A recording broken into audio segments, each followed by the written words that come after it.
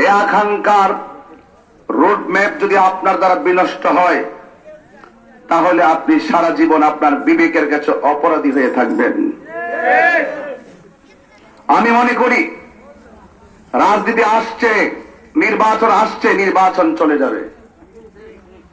আমি কি 13 তারিখ আপনার কাছে ভোট চাইতে আসবো? আর একজন আসবে? কে পাস হবে ফেল হবে আল্লাহ পাক নির্ধারণ করে রেখেছেন। এই জন্য আপনাকে বলবো, রাজনীতি আসছে, রাজনীতি, নির্বাচন আসছে, নির্বাচন চলে যাবে। আমরা আবার একই টেবিলে বসে চা পান করবো, একই মসজিদে কাঁধে কাঁধ মিলে নামাজ পড়বো, কেউ মারা গেলে একসাথে যাই আবার জানাজার নামাজ পড়বো। আমি দেখেছি বর্তমান বাংলাদেশে রাজনীতিকে কেন্দ্র করে যেই রকম রক্ত খেলা শুরু হয়েছে, রাজনীতি নিয়ে যেভাবে গুমের খেলা শুরু হয়েছে, এভাবে রাষ্ট্র চলতে পারে না। রাষ্ট্র একটি সুস্থ ধারায় ফিরে আসতে হবে। আমি মনে করি যারা আমাকে ভোট দেবে তারাও আমার, যারা আমাকে ভোট দিবে না তারাও আমার। যারা ভোট দিবেন, যদি আল্লাহ পাক আমাকে দয়া করেন, আমার সমর্থনকারী যে সুযোগ পাবে, যারা আমাকে ভোট দিবে না তারাও সেই সুযোগ পাবে। এটাই হলো রাজনীতির উত্তম মানসিকতা। আমরা বারবার দেখেছি, আপনি ব্যবসা করছেন, দোকান চালাচ্ছেন, দেখবেন রাজনীতির ছত্রছায়ায় আপনার ব্যবসা আস্তে আস্তে ধ্বংসের দিকে চলে যায়। যারা রাজনীতিতে ক্ষমতায় থাকে, প্রশাসন তাদের কথায় উঠে আর বসে। প্রশাসন কি করবে? কিছু করারও নাই। এভাবেই প্রশাসন ঘরে উঠেছে, এভাবেই রাজনীতির নেতারা ঘরে উঠেছে। প্রশাসন কিছুই করার নাই, তাদেরকে চাপ দেওয়া হয়। আমি মনে করি যারা ক্ষমতা আসবে তাদেরকে ওই মানসিকতা তৈরি করতে হবে যে সমাজের প্রত্যেকটা মানুষ আমার আপনজন। আমরা কাউকে প্রতিশোধ, কাউকে প্রতিহিংসা কিংবা কারোর জানমাল হুমকির মুখে ফেলবো না। এটাই হবে রাজনীতি। আপনারা কি এমন একটি সামাজিক ব্যবস্থা চান না? আপনারা কি চান না? আপনারা কি শান্তির বাংলাদেশ চান না? সম্প্রীতির চুনারগড় চান না? আপনারা সম্প্রীতির মাধ্যমে, শান্তির মাধ্যমে এই চুনারগড় মাদকপুরের ভাগ্যকে পরিবর্তন করতে হবে। টেন্ডারবাজি, চাঁদাবাজি, দুর্নীতি এগুলো বন্ধ করে দেন বাবা। প্রত্যেকটা জিনিসের হিসাব হবে। হাসরের মাঠে আল্লাহ পাক যে কয়েকটা শ্রেণীর মানুষকে জবাবদিহিতার আওতায় আনবে, যে তোমাকে সম্পদ দিয়েছিলাম, কোন রাস্তায় ব্যয় করেছে হিসাব দাও। আজকে আমরা জনগণের মাল আত্মসাৎ করার জন্য ব্যস্ত। আর না হয় রাষ্ট্রের পক্ষ থেকে যে বাজেট দেওয়া হয়, এই বাজেট গুলো যদি সুষম বন্টন নীতির আলোকে মানুষের মধ্যে যদি বিতরণ করা হতো, এই চুনারঘাট মাদকপুরে একটা রাস্তা, কাঁচা রাস্তা থাকতো না। জনগণের টাকা জনগণকে ফিরিয়ে দিতে হবে। রাজনৈতিক ভাবে অস্থিরতা, এটাকে স্থিতিশীল করতে হবে। দোকানদারের কাছ থেকে অনেক চাঁদাবাজরা চাঁদা নেয়, এগুলো বন্ধ করতে হবে। মনে রাখবেন, হারামে কখনো আরাম নাই। আমি আজকে রাজনীতিতে এসেছি, আরে আমার মতো ব্যক্তিকে আপনারা চেয়ার দিয়েছেন, বিশাল বড় প্যান্ডেল সাজিয়ে ফুল সজ্জা, অনেক ধরনের খাবারের আইটেম দিয়েছেন।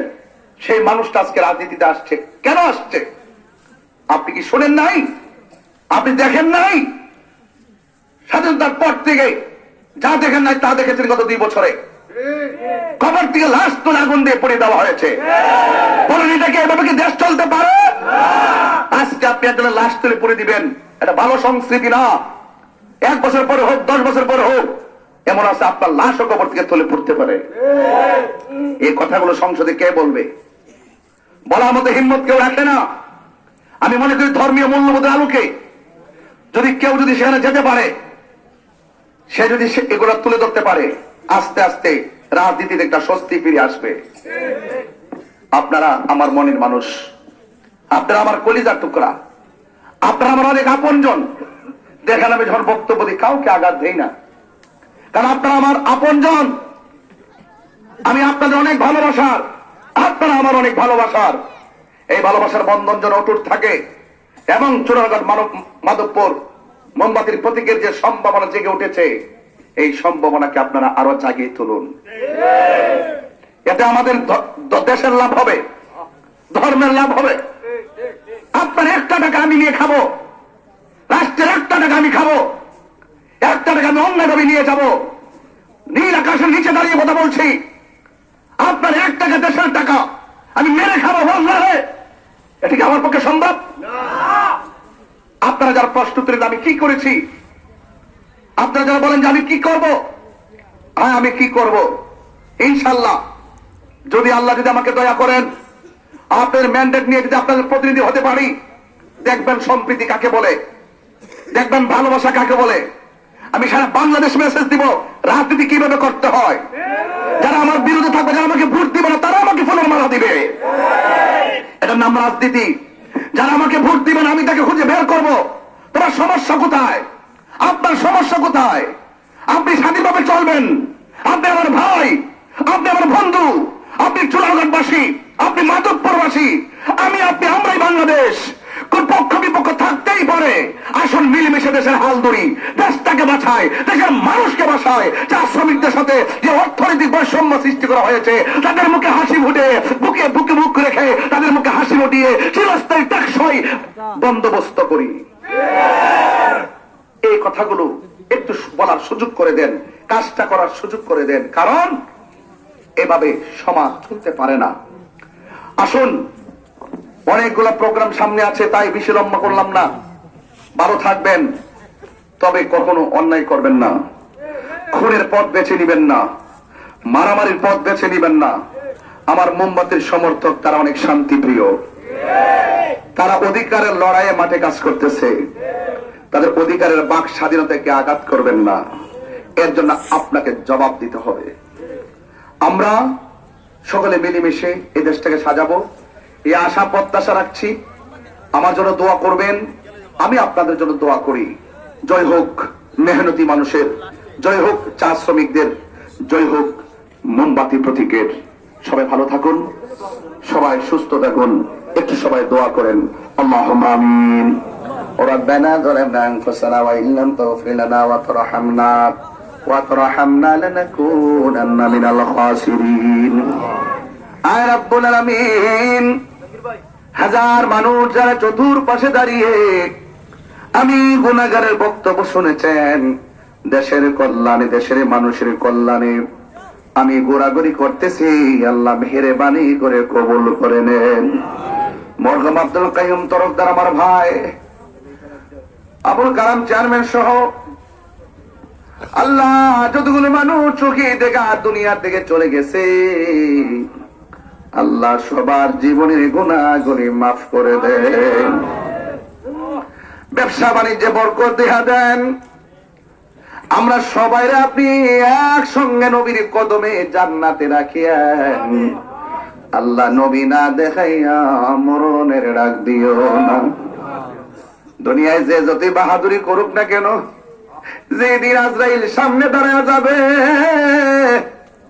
সেই দিন দুনিয়ার কোন বন্ধু তার আপন হবে না। আল্লাহ ওই কঠিন মুসিবতের সময় আমার নবীর দিদার নসিব করে দিও।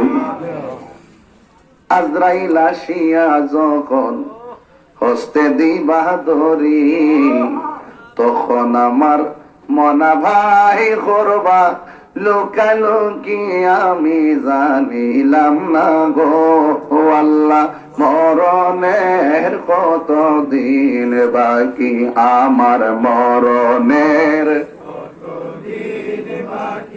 আমি জানিলাম না গো আল্লাহ, মরণের কত দিন বাকি। ওয়া সাল্লাল্লাহু তাআলা হাবিবিল কারীম وعلى آله وأصحابه أجمعين آمين آمين كلمة طيبة لا إله إلا الله محمد رسول الله সাল্লাল্লাহু আলাইহি ওয়াসাল্লাম। আসসালামু আলাইকুম ওয়া রাহমাতুল্লাহি ওয়া বারাকাতুহু।